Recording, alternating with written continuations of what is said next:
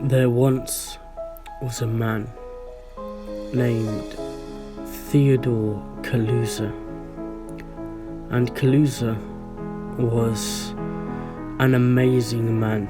He was a German scientist, and the reason why Kaluza was such an amazing man was because he was imaginative. Instead of following what everybody else had wanted him to do, he said no. Kaluza wanted to push against the limits. You see, Kaluza basically said that there was more. He asked, what if there was more? He said maybe, just maybe, there was more. He asked the question, could there be more? Could there be more dimensions? And he wanted to see whether or not he could find them. This was Kaluza's mission. Now, if you didn't know, humans can only see 3 visible dimensions. We can only see up or down, right or left, or forwards or backwards. Those are dimensions. This is what we call dimensions, people. Because we can see a person move from left to right. We can see them move up or down. We can see them move forwards or backwards. And Kaluza said, what if there were more dimensions, but we just can't see them? And so this is where we start with Kaluza. But this isn't just Kaluza's story. This is our story. This is our story of how we can understand the universe, how we can grow our knowledge of the universe.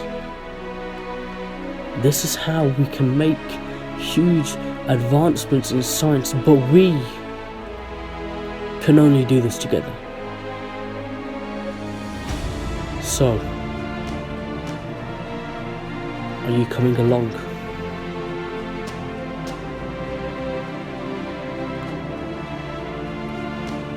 Ladies and gentlemen, you know, Einstein once said, imagination is more important than knowledge.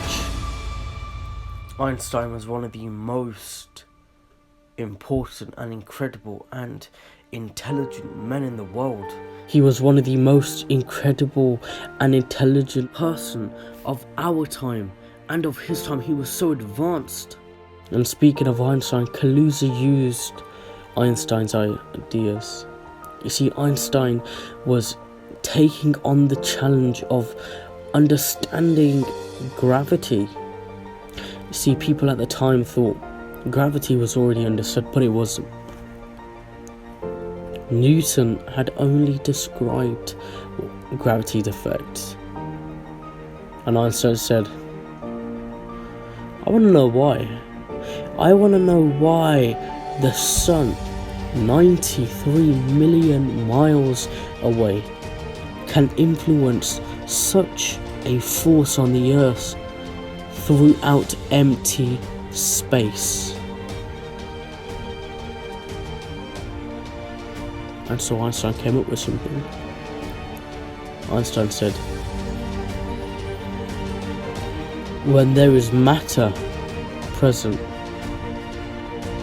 it curves the fabric of space. And when there's no matter, space is flat. And he said, when matter is present, such as the sun, it causes the fabric of space to warp and curve, and that communicates the force of gravity. So Einstein had basically created a unified theory among all scientists. And a unified theory is a theory that unites everything and everyone to agree that that theory is most likely to be possible. Now, Kaluza wanted to make his own unified theory, just like Einstein. Just because he was smaller than Einstein did not mean he stopped, did not mean he gave up, did not mean he didn't try. He said he wanted to find a theory for the electromagnetic force. Now, Einstein said there were warps and curves in space-time which communicated the forces of gravity, and so our good old friend Kaluza thought maybe there were also these warps and curves that cause the electromagnetic force. But the most important question here that needs to be asked is, what were there warps and curves in that caused this force? And this, ladies and gentlemen, is where Kaluza's theory of extra dimensions started from. He said that there must be more dimensions where this electromagnetic force is warped and curved in, and this is what communicates the force.